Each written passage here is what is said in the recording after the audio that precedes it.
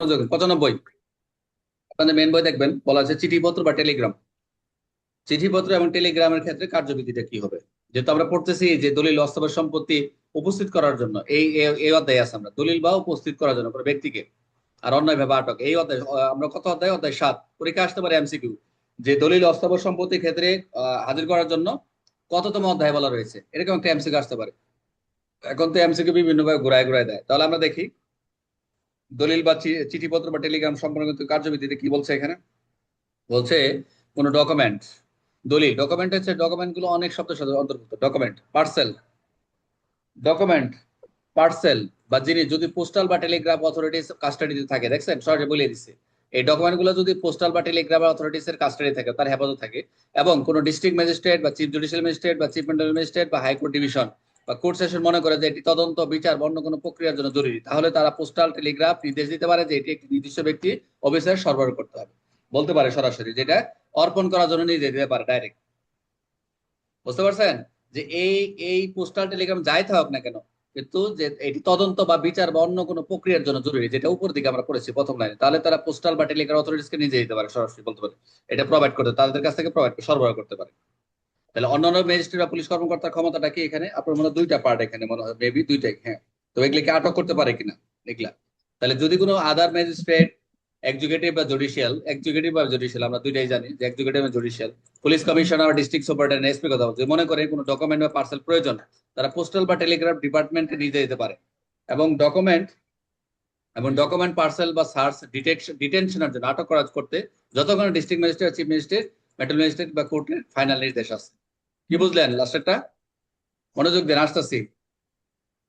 উদ্দেশ্যটা কি এই সেকশনের?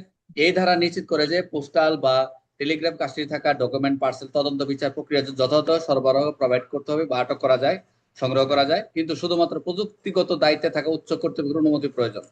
প্রযুক্তিগত একটা বিষয় থাকে। আচ্ছা, উদাহরণটা কি? উদাহরণটা দিলে আর ক্লিয়ার হয়ে যাবে। আদালত মনে করে যে কোনো ব্যক্তির টেলিগ্রামে একটা আর্থিক জালিয়াতির মামলা প্রমাণ হতে পারে। আদালত পোস্টাল ডিপার্টমেন্টে নির্দেশ দিল যে টেলিগ্রামে আদালতের নির্দেশিত অফিসার হস্তান্তর করতে হবে, বলে দিয়েছে নির্দেশিত হস্তান্তর করছে। ডিস্ট্রিক্ট সুপারিনটেন্ডেন্ট বা পুলিশ জানে যে এটি একটি ইম্পর্টেন্ট লেটার, তদন্তের প্রয়োজন, তিনি পোস্টাল ডিপার্টমেন্টকে সার্চ ডিটেনশনের নির্দেশ দিতে পারেন, যতক্ষণ না উচ্চ আদালত ডিস্ট্রিক্ট ম্যাজিস্ট্রেট ফাইনাল নির্দেশ দেন। তার মানে যাই কিছু হোক না কেন, অবশ্যই তাদের ওই বাই চেইন অফ কমান্ডের মাধ্যমে, চেইন অফ কমান্ডের কোনো বিষয় না, অবশ্যই তারা একটা কোটেশন দিয়ে রাখছে, যতক্ষণ না আদালতের ডিস্ট্রিক্ট ম্যাজিস্ট্রেট ফাইনাল নির্দেশ না দেন। কার্যক্রম সবই করবে, কিন্তু উপর দিক থেকে তারা তাদের নির্দেশ থাকতে হবে। তাহলে আমরা যদি একটু খেয়াল করি, সবাই মনোযোগ দেন, আপনাদের মেন বইয়ে মানে দুইটা পয়েন্ট আছে, এর বেশি নাই মনে হয়। এটা কি কোনো সংশোধন হয়েছে? না। আপনাদের বই আছে হয় নাই কারো স্যার, কাছে?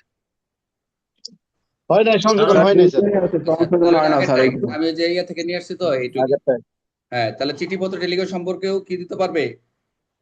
এই কর্তৃপক্ষকে নির্দেশ দিতে পারবে কি পারবে না? চিঠিপত্র টেলিগ্রামের ক্ষেত্রে কি নির্দেশ দিতে পারবে? পারবে পারবে আচ্ছা, পারবে স্যার। পারবে পারবে স্যার। পারবে পারবে। স্যার, দিয়ে বলা আছে।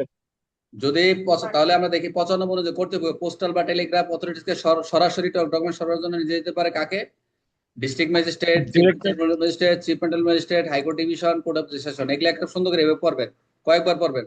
যদি আদার ম্যাজিস্ট্রেট বা পুলিশ অফিসার মনে করে ডকুমেন্ট জরুরি, তারা কি করতে পারবে? এই পোস্টাল টেলিগ্রামকে সার্চ, ডিটেইন বা আটক করতে নির্দেশ দিতে পারবে, এদের ক্ষমতা রয়েছে। এবং দেখেন কোন পদ মর্যাদা, আপনারা মনে করেন এখানে কারা কারা দেখছেন, আদার ম্যাজিস্ট্রেট বা পুলিশ অফিসার, পোস্টাল বা টেলিগ্রাফে কাস্টাডি থাকা, তাদের হেফাজত থাকা ডকুমেন্ট কি কারণে 95 অনুযায়ী প্রয়োজন হতে পারে? কি কারণে? প্রশ্নটা খুব সুন্দর একটা প্রশ্ন। যে পোস্টাল বা টেলিগ্রাফে যে ডকুমেন্ট গুলো রয়েছে তাদের 95 এই ধারার কেন প্রয়োজন হবে? প্রয়োজন হবে তদন্ত, বিচার বা অন্য কোনো প্রক্রিয়া, তিনটা ক্ষেত্রে তদন্ত, বিচার বা অন্য কোনো প্রক্রিয়ার জন্য।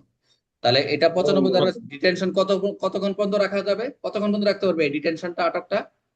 তাদের হেফাজতে কতক্ষণ রাখতে পারবে? ততক্ষণ যতক্ষণ পর্যন্ত যতক্ষণ district sir magistrate, chief medical magistrate, chief judicial magistrate court নিয়ে ফাইনাল নির্দেশ কি? না দেন। হ্যাঁ, 95 দ্বারা কি নির্ভর, এই 95 ধারা যে বললাম চিঠিপত্র টেলিগ্রাফ, এটা কি কি নিশ্চিত করে? বিষয়টা কি? এগুলা হচ্ছে মানে যা ডকুমেন্ট গুলো আছে যথাযথ পার্সেল, যথাযথ অনুমতি ও প্রক্রিয়া সরবরাহ আটক করা যায়। এই যেখানে ক্লিয়ার করে দিচ্ছে যে পোস্টাল টেলিগ্রাফ কাস্টডি থাকা, ওদের হেফাজতে থাকা যে ডকুমেন্ট পার্সেল যথাযথ অনুমতি নিয়ে প্রক্রিয়া সরবরাহ যাতে আটক করা যাবে, এটাই হলো মূল কথা। কি আপনাদের কি পরে পিডিএফ এ নাই? সর্বনাশ। তাহলে আমরা কি দেখলাম